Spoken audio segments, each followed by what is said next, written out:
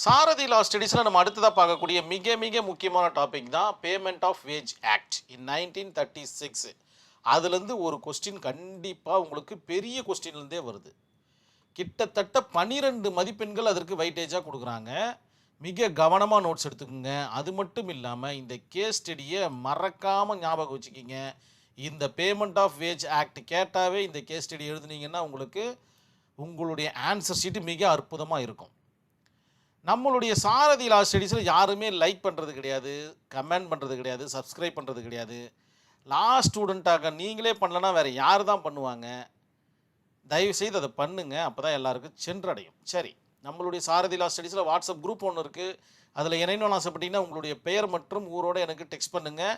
நேரடி பயிற்சி வகுப்புகளுக்கு இது உதவிகரமாக இருக்கும்னு நான் நம்புகிறேன் நான். சரி, என்ன கொஸ்டின் அப்படின்னு பார்த்தீங்கன்னா, how the timely payment of wage had been ensured under the Payment Wage of Act in 1936. உங்களுடைய கொஸ்டின் பேப்பர்லேருந்து எடுத்த ஒரு கொஸ்டின் தான். 1936ஆம் ஆண்டு ஊதியம் வழங்கல் சட்டம் உரிய காலத்தில் ஊதியம் வழங்குதலை எவ்வாறு உறுதிப்படுத்துகிறது? இதோட மிக முக்கிய நோக்கம் என்னன்னு பார்த்தீங்கன்னா, பேமெண்ட் ஆஃப் வேஜ் ஆக்டுடைய மிக முக்கியமான நோக்கம் சரியான நேரத்தில் சம்பளம் வழங்கப்பட வேண்டும் என்பது மட்டும்தான். இதில் எந்தவித தகராறுகளும் இருக்கக்கூடாது என்பதற்காக தனியாக பிரத்யேகமாக ஏற்படுத்தப்பட்ட ஆக்ட் இது. இந்த கொஸ்டினில் என்ன கேட்டிருக்காங்கன்னா, உரிய காலத்தில் சம்பளம் வழங்கப்படுதா, அதை எவ்வாறு உறுதிப்படுத்துவது, அதற்குண்டான கான்செப்டை சொல்லுங்கள் அப்படின்னும் போது இந்த 5 செக்ஷன்ஸை மட்டும் ஞாபகம் வச்சுக்கிட்டா போதும், இந்த கொஸ்டினுக்கு உண்டான ஆன்சர் நம்மளுக்கு கிடைச்சிரும். இந்த இடத்துல இருக்கிறது தான் இந்த இடத்துல நான் பாக்ஸாக போட்டிருக்கேன். இப்போ நீங்கள் என்ன பண்ணணும்னா, செக்ஷன் 3னா என்ன, ரெஸ்பான்சிபிலிட்டி ஃபார் பேமெண்ட் அப்படின்னு ஒரு டேக் ஒன்று கொடுத்துட்டு அண்டர்லைன் பண்ணிவிட்டு அதில் யார் ரெஸ்பான்சிபிள் பர்சன் அப்படின்றத மிக தெளிவாக எழுதணும். தெளிவாக சொல்லப்பட்டிருக்கு பாருங்கள். தொழிலாளிக்கு ஊதிய வழங்க வேண்டிய பொறுப்பு யாருக்கு இருக்குது? முதலாளிக்கு இருக்குது. ஸோ அப்போ நீங்கள் இதை ஒரு 4 லைன் 5 லைனுக்கு கண்டிப்பாக கொண்டு வர வேண்டும். செக்ஷன் 3ன்னு போட்டு ரெஸ்பான்சிபிள் பர்சன் முதலாளி, அதாவது எம்ப்ளாயர்ஸ் அப்படின்னு போட்டுட்டு அது இந்த மாதிரி வழங்கலைன்னா என்ன ஆகும், இந்த மாதிரி டிஸ்கிரைப் பண்ணி நீங்கள் எழுத கற்றுக்கணும். நீங்கள் செகண்ட் ஒன்று பார்த்தீங்கன்னா, செக்ஷன் 4 என்ன டிஃபைன் பண்ணி சொல்லுது? ஃபிக்ஸ்டு வேஜ் பீரியட், அதாவது எக்காலகட்டத்தில் ஊதியம் வழங்கணும் அப்படின்னு பார்த்தீங்கன்னா, ஊதியம் மாதத்திற்கு ஒரு முறை என்பது அதிகபட்சமாகும். 30 நாட்களுக்கு ஒரு முறை என்பது அதிகபட்சமான, அதுக்கு மேலே போகக்கூடாதுன்ற மாதிரி சொல்கிறாங்க.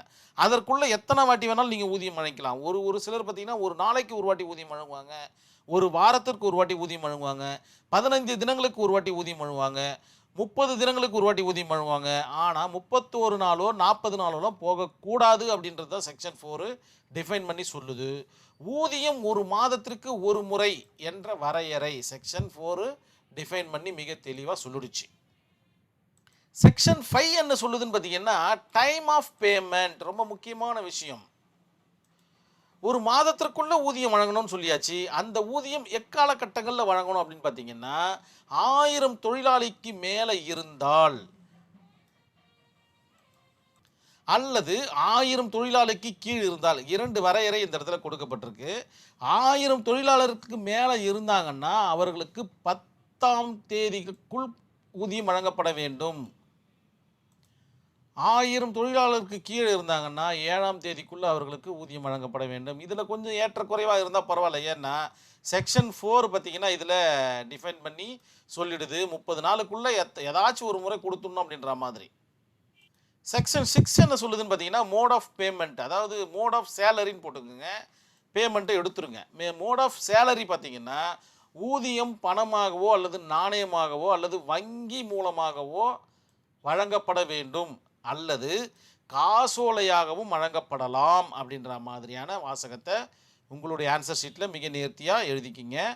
செக்ஷன் 15 என்ன சொல்ல வருது அப்படின்னு பார்த்தீங்கன்னா, கம்ப்ளைண்ட் அத்தாரிட்டி. இந்த மாதிரி இத்தனை செக்ஷன்ஸ் இருக்குது, இத்தனை செக்ஷன்ஸையும் ஒபே பண்ணாமல் ஒரு முதலாளி நடந்துக்கிறாரு அப்படின்ற பட்சத்தில்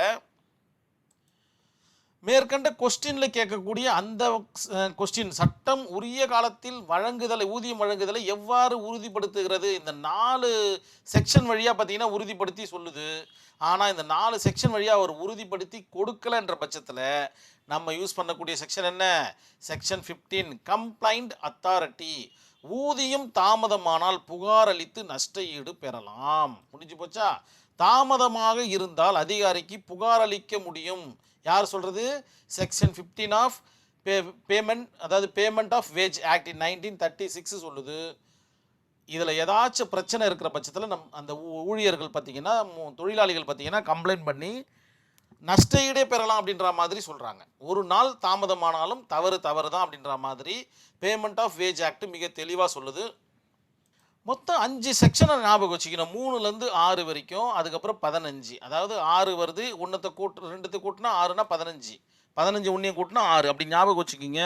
இந்த இடத்துல ஞாபகம் வச்சுக்கிற மெத்தட் தான் கொஞ்சம் ஐடியாலஜியாக இருக்கும். அதுக்கப்புறம் பார்த்தீங்கன்னா இந்த கேஸ் ஸ்டடி, இந்த கேஸ் ஸ்டடி எழுதிட்டிங்கன்னா இந்த கொஸ்டினுக்கு உண்டான ஆன்சர் கம்ப்ளீட் ஆகுது. Rashtriya Mill Mazdoor Sangh versus Apparel Export Promotion Council 2000, கொஞ்சம் 2000 வருடத்தில் நடைபெற்ற ஒரு வழக்கு. இது கொஞ்சம் பெரிய கேஸ் ஸ்டடியாக இருந்தாலும் பரவாயில்ல, கொஞ்சம் ஞாபகம் வச்சுங்க. ஏன்னா இருக்கிறது அற்புதமான கேஸ் ஸ்டடி இந்த ஒன்று தான். இந்த கேஸ் ஸ்டடி ஞாபகம் வச்சிங்கன்னா எந்த கொஸ்டினுக்கு வேணாலும் நீங்கள் இந்த கேஸ் ஸ்டடி நீங்கள் அப்ளை பண்ணிக்கலாம். இந்த கேஸ் ஸ்டடியில் என்ன நடக்குது, இஷ்யூஸ் என்ன ஃப்ரேம் பண்ணுறாங்க அப்படின்னு பார்த்தீங்கன்னா, முதலாளி பார்த்தீங்கன்னா தொழிலாளிக்கு ஒரு தாமதமான ஊதியத்தை வழங்குறாரு. அதற்கு காரணமாக என்ன சொல்கிறார் ஆனரபிள் கோர்ட்டில் அப்படின்னு பார்த்தீங்கன்னா, எங்களுக்கு நஷ்டம் ஏற்பட்டு விட்டது, அதன் காரணமாகத்தான் நாங்கள் தாமதமான ஊதியத்தை வழங்க நேரிட்டது அப்படின்ற மாதிரியான ஒரு வரையறையை, ஒரு இஷ்யூஸை அந்த இடத்துல ஃப்ரேம் பண்ணுறாங்க. அதை கூர்ந்து கவனித்து கொண்ட நீதிமன்றம் என்ன சொல்ல வருது தீர்ப்பாக அப்படின்னு பார்த்தீங்கன்னா, ஊதியம் தாமதப்படுத்துவது உரிமை பார்த்தீங்கன்னா நிறுவனத்திற்கு கிடையாது அப்படின்ற மாதிரி சொல்கிறாங்க. அதாவது ஊதியத்தை தாமதப்படுத்தக்கூடிய அந்த உரிமை உங்களுக்கு இல்லை அப்படின்ற மாதிரியான ஒரு ஜட்ஜ்மெண்ட்டை கொடுக்குறாங்க. அதே போல் செக்ஷன் 5 படி ஊதியம் வழங்குவது கட்டாயமாக்கப்பட்டுள்ளது. அதாவது 30 நாட்களுக்குள் ஏதாச்சும் ஒரு நாளில் நீங்கள் ஊதியத்தை வழங்கி தான் ஆகணும். ஃபிக்ஸ்டு வேஜ் பீரியட், அந்த கான்செப்டை நீங்கள் தவிர்க்கவே கூடாது அப்படின்ற மாதிரியான ஒரு ஜட்ஜ்மெண்ட்டும். அதன் பிறகு இன்னொரு விஷயத்தை சொல்கிறாங்க.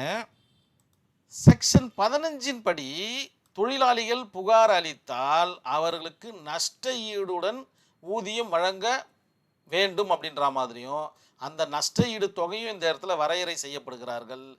10 டைம்ஸ், அதாவது ஒரு நாளைக்கு அவர் 500 ரூபாய் சம்பாதிக்கிறார் அப்படின்னா, ஒரு 10 நாள் காலதாமதம் ஆகுதுன்னா இன்ட்டு 10 போடுங்க, இதில் ஒரு 5000 வருது, இன்ட்டு 10 போடுங்க, கிட்டத்தட்ட 50,000 ரூபாய் அவருக்கு நஷ்ட ஈடாகவே தர வேண்டிய சூழல் முதலாளிக்கு ஏற்படும் அப்படின்ற மாதிரி இந்த கேஸ் ஸ்டடியில் மிக தெளிவான ஒரு கேஸ் ஸ்டடி, அதாவது தீர்ப்பை ஆனரபிள் கோர்ட்டு கொடுத்துருது. இந்த டைம் சம்பந்தப்பட்டமான, சேலரி சம்பந்தப்பட்டமான எந்த கொஸ்டின் கேட்டாலும் ஆன்சர் இதுவாகத்தான் இருக்கும். நான் படித்தேனே அந்த கொஸ்டினுக்கு இந்த கொஸ்டினுக்கு சம்மந்தம் இல்லையே அப்படிலாம் யோசிக்காதீங்க. ஒரு 4 கொஸ்டினை மட்டும்தான் இவங்க மாற்றி மாற்றி கேட்டுக்கிட்டே இருக்கிறாங்க. 4ல் இது 2வது கொஸ்டின், ஞாபகம் வச்சுக்கிங்க.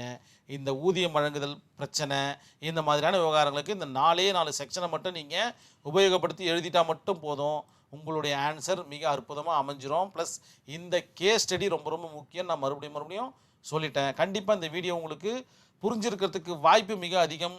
நன்றி, வணக்கம்.